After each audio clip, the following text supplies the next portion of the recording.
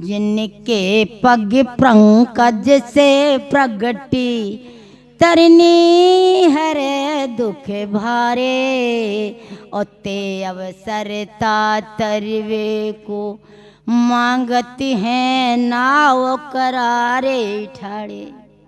जिन भगवान के चरणों से गंगा जी का प्रादुर्भाव हुआ है, अब वही गंगा जी पार करने के लिए केवट से याचना करते हैं।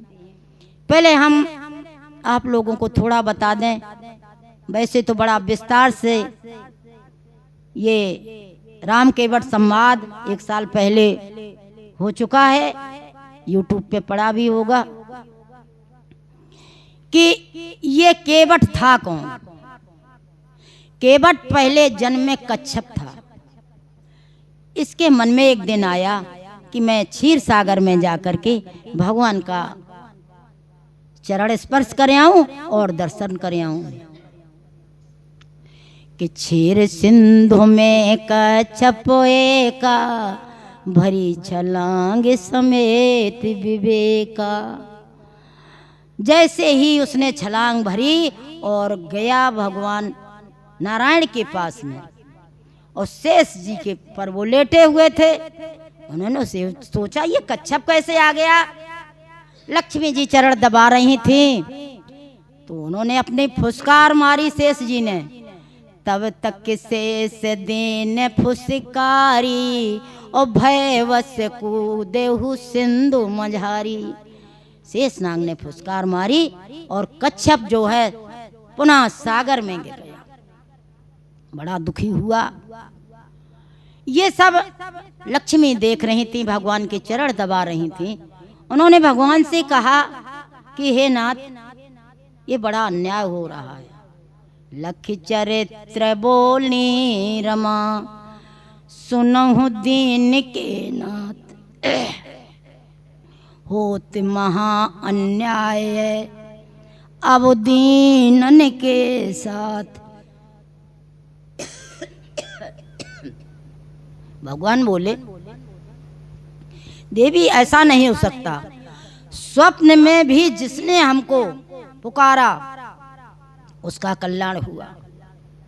जो हमारे सामने समर्पण भाव से आया और उसने हमेशा हमारा दर्शन पाया। अब ये कच्छप जो है त्रेता युग में, कच्छप त्रेता युग में ये केवट बनेगा।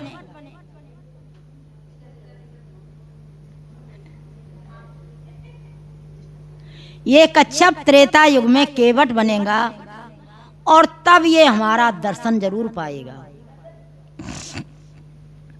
ता कच्छप केवट होए रहाई, और चरण कमल धोबन तहाँ पई है। वहां जाकर के ये कच्छप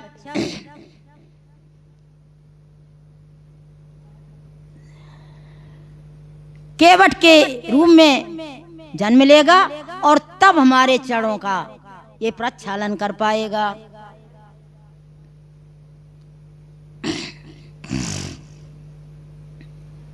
इसलिए ये वही केवट है जो कच्छप था। इसीलिए भगवान से आगे ये कहेगा कि हम तुम्हारे मर्म को जान गए, और उसके लिए हमें आपको पीछे लौटना होगा। जो कथा पीछे निकल चुकी है कि जब निषाद राज गोई ने लक्ष्मण से कहा कि ये दृश्य देखकर दुख हो रहा है, तो लक्ष्मण जी ने निषाद राज से जब ये कहा कि ये मोह है, ये असली दृश्य नहीं है। राम तो ब्रह्म परमार्थ रूपा, अविगत अघत अनाप अनूपा। ये परम ब्रह्म परमात्मा है। केवट सुन रहा था, ये भी वहां पड़ा था, निषाद राज के साथ गया था। ये सोया नहीं था, सब लोग सो गए थे और इसने वह बात सुन ली थी। तो ये बराबर ये कह रहा था कि हम तुम्हारे मर्म को जानेंगे, क्योंकि उसके वादा था कि त्रेता युग में हमारा दशरथ के यहाँ जन्म लेंगे और फिर हम वन को जाएंगे, तब हमारे चरण धोने को मिलेंगे। इसलिए अब भगवान जी आ गए हैं घाट पर और वो याचना कर रहे हैं कि मांगी नाव न केवटियाना, कहा ये तुम्हारे मरमों में जाना। भगवान जी नौका मंगा रहे हैं, लेकिन केवट मना कर रहा है कि हम तुम्हारे मरम को जानते हैं। कि छुअत सिला भई नारे सुहाई, पाहन ते न काठ कठिनाई। तरने हुमोने घर ने हुए जाई, बाट पर मेरी नाव उड़ाई। यही प्रतिपालों सबे परिवारू, और नहीं जानते कछु और कवारू। हे प्रभु, आप वही तो हैं जिनके जरा से चरण स्पर्श से वो पत्थर जो पड़ा था वो सुंदर नारी बन गई, और हमारी नाव तो काठ की है। हे भगवान, मैं इसी से परिवार का पालन करता हूँ, इसलिए अगर हमारी नाव स्त्री बन गई तो हम क्या करेंगे।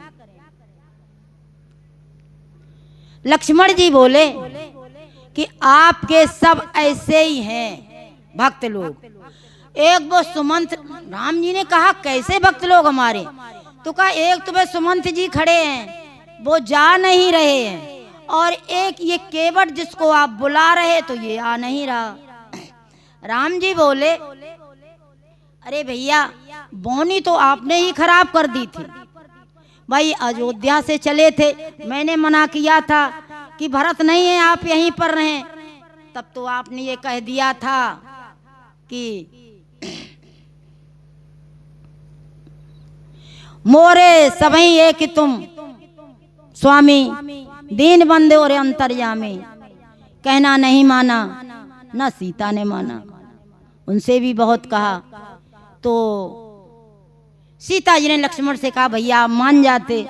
लक्ष्मण जी ने कहा आप भी ने तो नहीं माना था। तो राम जी ने कहा जब किसी ने नहीं माना तो ये लोग क्यों मान लें भाई। हमारी सुबह से ही घर से चले उसी समय बोनी खराब हो गई है, कौन माने। केवट से कहा अरे भैया बताओ तो। उसने कहा देखो एक बात है, अगर आप पार उतरना चाहते हैं तो पद कमल धोए चढ़ाओ नाथ न नाव उतराई चहूं। केवट कहता रघुराई से उतराई न लूंगा हे भगवन। मैं उतराई नहीं लूंगा आपसे, मैं इतना कह रहा हूं, आपको विश्वास दिला रहा हूं, लेकिन आप नहीं मानते हैं तो मोई राम राव रे आन दशरथ शपथ सब साची को हूँ। हमें आपके पिता दशरथ जी की सौगंध, और जहाँ दशरथ जी की सौगंध खाई, छोटे सरकार खड़े हो गए, धनुष बाण चढ़ा लिया कि भैया अब हम आप लोग बाद में पार होंगे, पहले इसी को हम पार लगा दें। राम जी कह रहे हैं केवट से कि मानता क्यों नहीं। अरे भाई मान जा, बड़े दुर्भाग्य की बात है जो तू बात नहीं मान रहा है। और अगर लक्ष्मण ने बाण मार दिया तो फिर क्या होगा। वो कहता है जाने दो भगवान, आपके लिए दुर्भाग्य की बात होगी, हमारे लिए तो बड़ी सौभाग्य की बात है। अरे किसी का जब मृत्यु नजदीक होती है तब काल आता है, लेकिन मेरे सामने तो कौशल्या का लाल खड़ा हुआ है। जीव को लेने के लिए यमराज आते हैं बाद में, लेकिन मरने के बाद भी हमारे सामने रघुराज खड़े हुए हैं, तो हमारे लिए बड़ी सौभाग्य की बात है। बहुत कहा केवट से, केवट कह रहा नहीं भैया,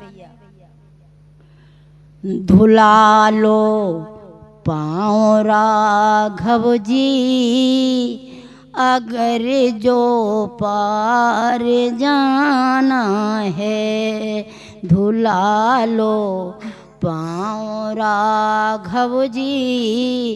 अगर जो पार जाना है पार सभी जग को करते हो नाव का तो बहाना है। पार सब जग को करते हो नाव का तो बहाना है। दुला लो पाँव राघव जी दुला लो पाँव राघव जी। अगर जो पार जाना है धुला लो पाँव राघव जी।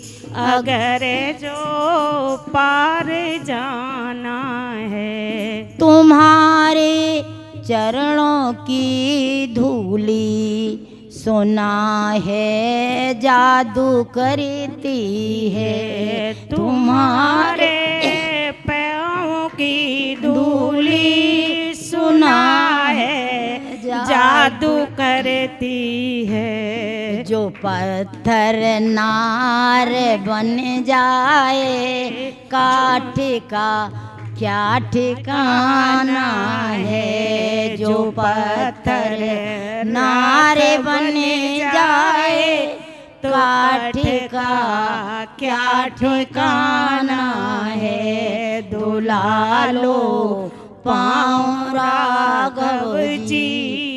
अगर जो पार जाना है ये नैया ही मेरे परिवार का अंतिम सहारा है। ये नैया ही मेरे परिवार का अंतिम सहारा है। बिना इसके न राघव जी ना इसके न राघव जी मेरा कोई गुजारा है।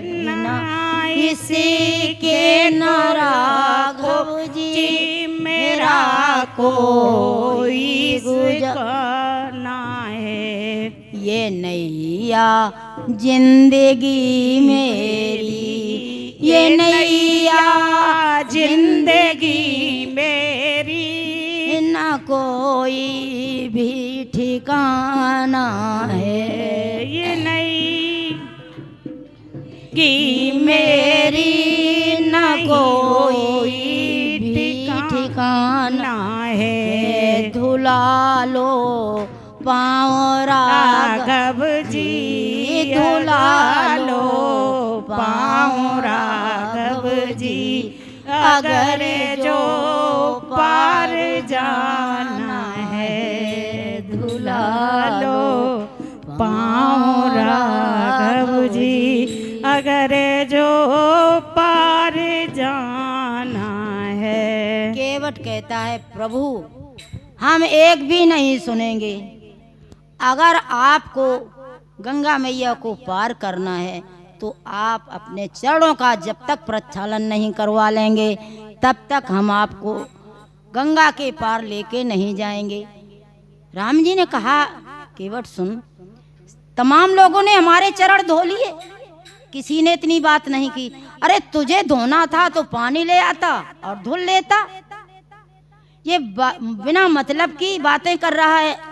केवट बोला भगवान जाने दो उनकी गर्ज होगी कि हमें मोक्ष मिलेगा हमें भवसागर पार हो जाएंगे।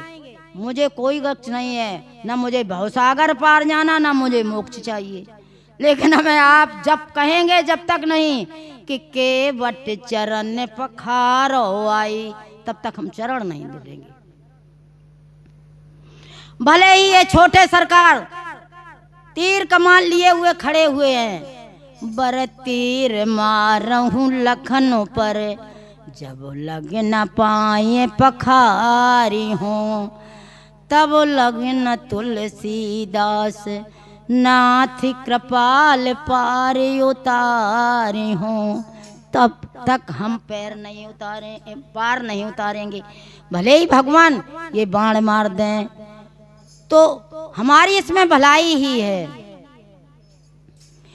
कि रघुनाथ को प्राणन ते प्रिय बंधु, रघुनाथ को प्राणन ते प्रिय बंधु, वही मोही बाण ते मारती है। मरता हूँ कहाँ सुचि गंगे के तीरे, शरीर सो प्राण सिधावती है। समय सो के सो विनीत बनो, रघुनाथ सोनाथ निहारती है।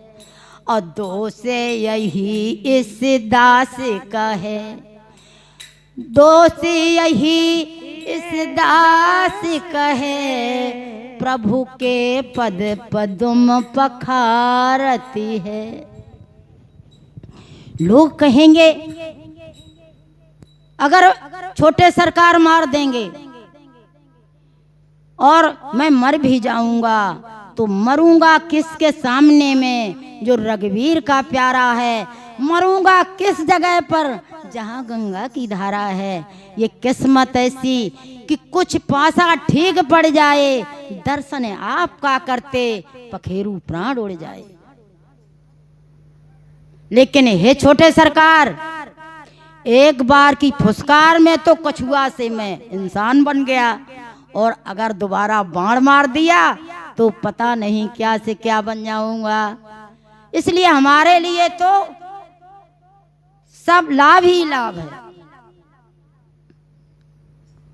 भगवान कहने लगे ये मानेगा नहीं, प्रभु को जाना था।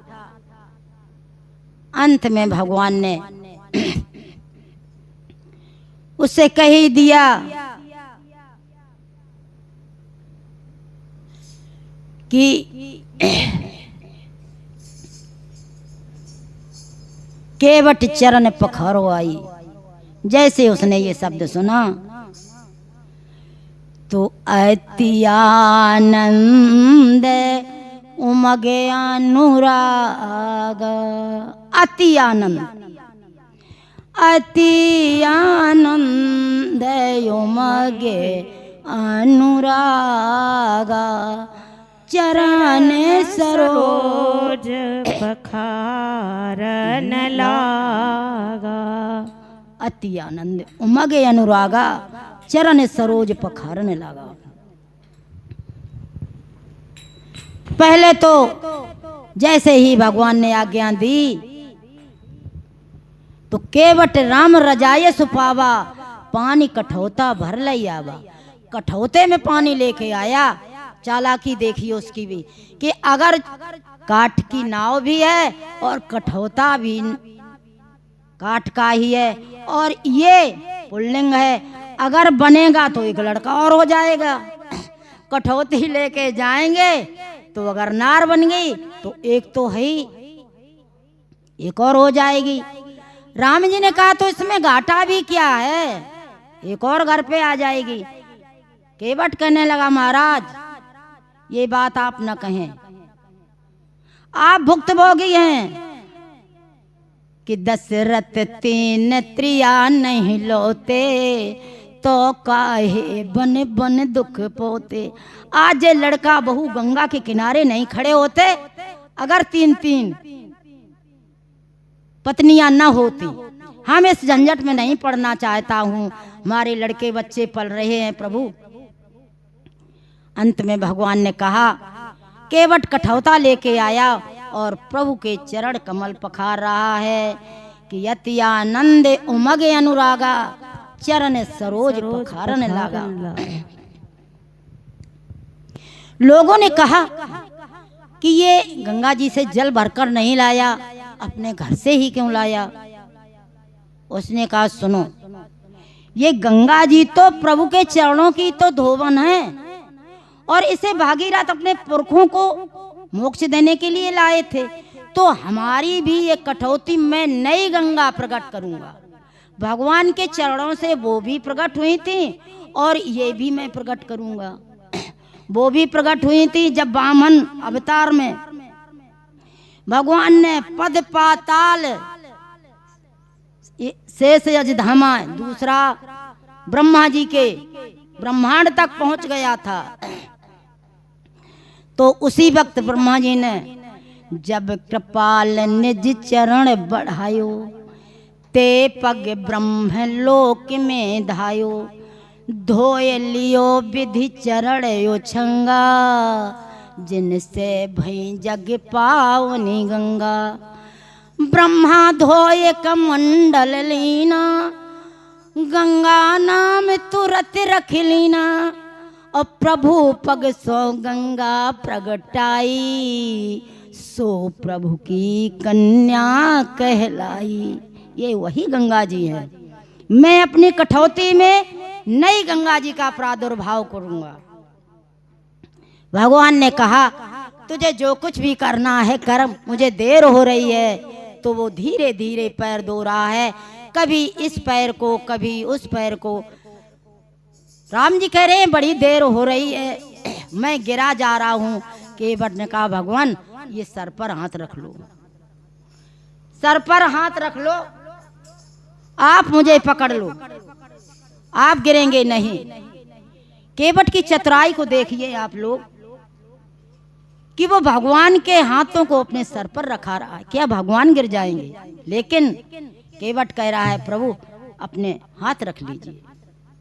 वो कह रहा है पैरों में बहुत धूल लगी हुई है, प्रभु जब मैं धो लूंगा मेरा संशय मिट जाएगा, उसी वक्त में आपको भी पार लगा दूंगा और इन कदमों को भी छोड़ दूंगा। इसलिए बार बार एक पैर इधर फिर बार बार पग धोता था।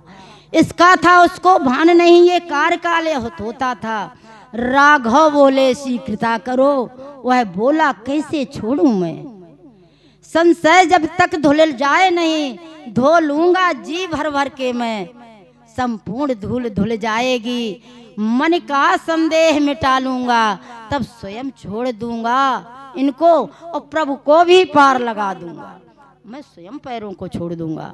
जी भर के केवट ने जब धुल लिया, राम जी ने कहा भैया आप देर न कर, मुझे जल्दी गंगा के पार लगा दे।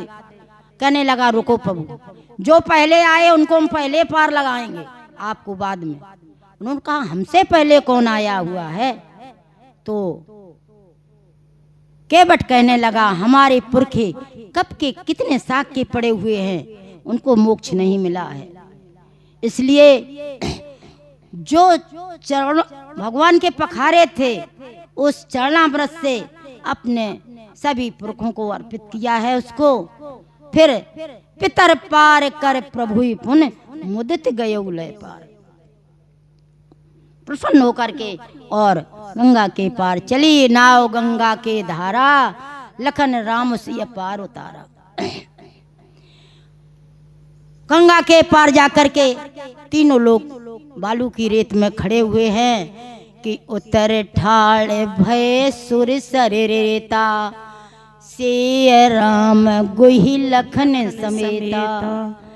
केवट उतर दंडवत कीना, केवट उतर दंडवत कीना। प्रभु ये समझे ही नहीं कछु दीना, प्रभु ये समझिए नहीं कछु दीना। जैसे केवट ने दंडाकार प्रणाम किया, भगवान ने सोचा हमने उतराई नहीं दी। ऐसा सोचकर उन्होंने सीता जी की तरफ देखा, सीता जी ने भी प्रभु की तरफ देखा। तो सिय पिय हिय की जान निहारी और मन मुदरी मन मुदित उतारी। दुखी होकर नहीं, मुदित मणि मुदरी मन मुदित उतारी।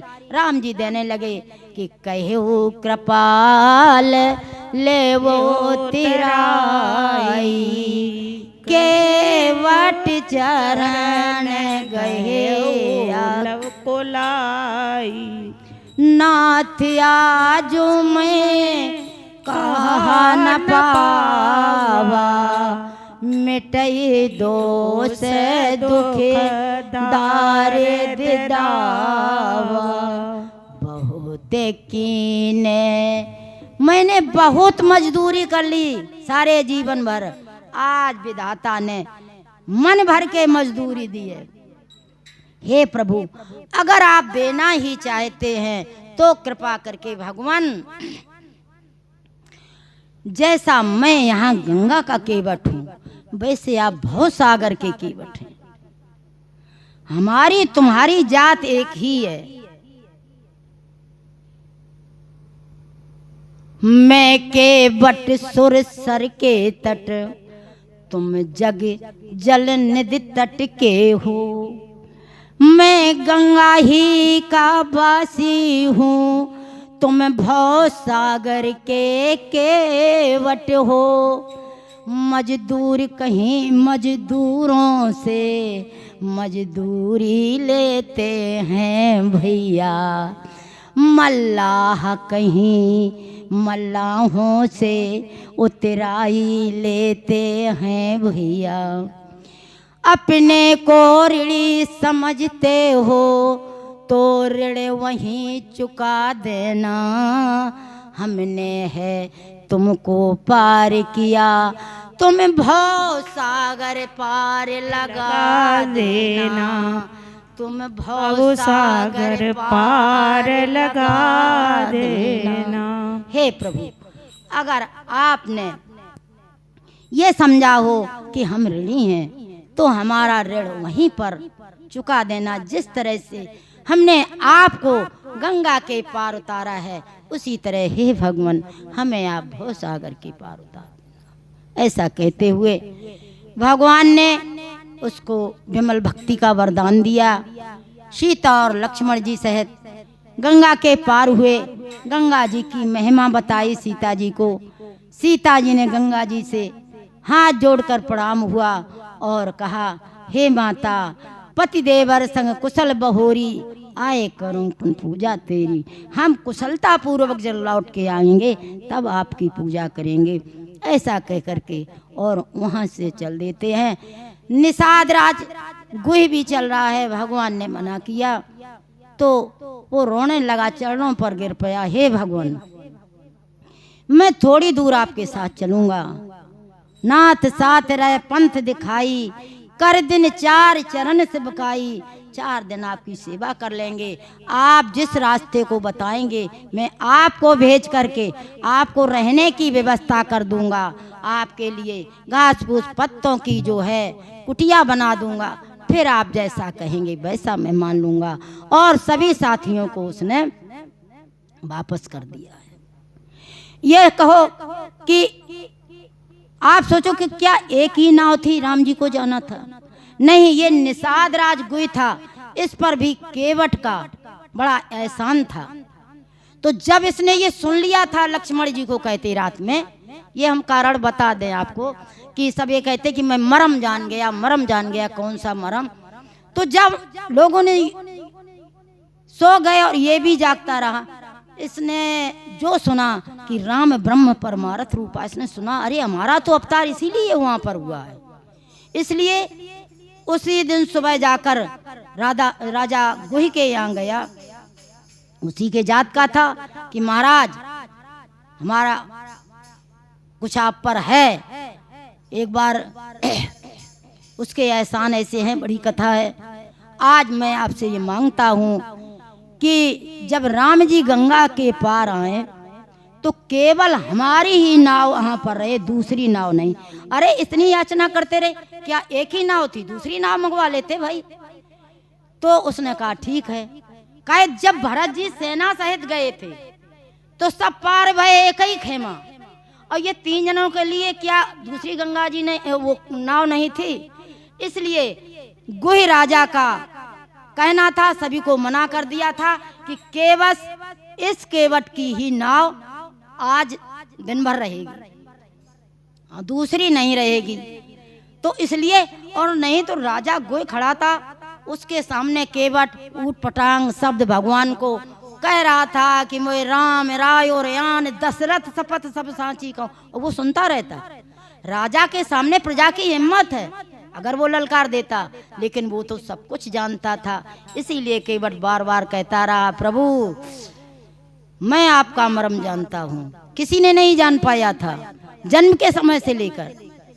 मास दिवस करे दिवस भा मरम न जाने कोई, रथ सवेत रवि था के वो निशा कवन वेद होए। ब्रह्मा विष्णु नहीं जान पाए थे, जग पे खने तुम देखने हारे, विधि हरि शंभु न चावने हारे, तेऊ न जाने मरम तुम्हारा, वो भी नहीं जान पाए। लक्ष्मण भैया 24 घंटा संग रहे, वो भी नहीं जान पाए, कोई किसी ने नहीं जान पाया, लेकिन वो कहता रहा। और उसको जो है भगवान के दर्शन हुए और उसने चरणों का प्रक्षालन किया। अब भगवान जी आगे बढ़े हुए हैं, सखा निषाद राज को साथ लेकर के।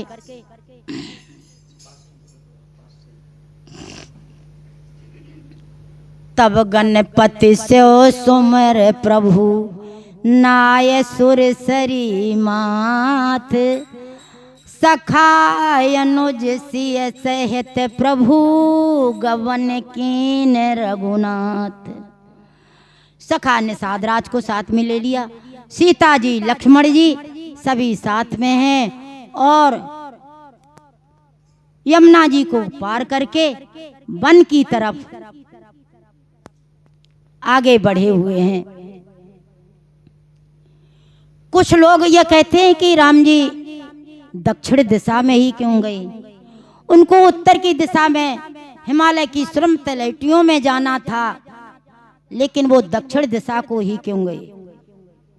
क्योंकि दक्षिण दिशा में ये जान कर गए क्योंकि वहां धर्म का साम्राज्य स्थापित करना था। उस समय की आप लोग कल्पना करें, जब महाराज महर्षि विश्वामित्र जी दशरथ जी से जबरदस्ती एक तरह से राम और लक्ष्मण को लेके आते हैं, तो क्या उस वक्त केवल आश्रमों की रक्षा करना, आश्रम वासियों की रक्षा करना, यज्ञों की रक्षा करना ही उनका उद्देश्य नहीं था? वो तो एक प्रेरणा की तहत लेने के लिए गए हुए थे, और उस प्रेरणा के लिए हम तो ये कहते हैं हमारा भारतवर्ष हमेशा महर्षि विश्वामित्र का ऋणी रहेगा, क्योंकि उन्होंने केवल शस्त्र शिक्षा ही नहीं दी, शास्त्र शिक्षा, राजनीति की शिक्षा, कूटनीति की शिक्षा, और यहाँ तक कि राष्ट्र दृष्टि भी दी थी।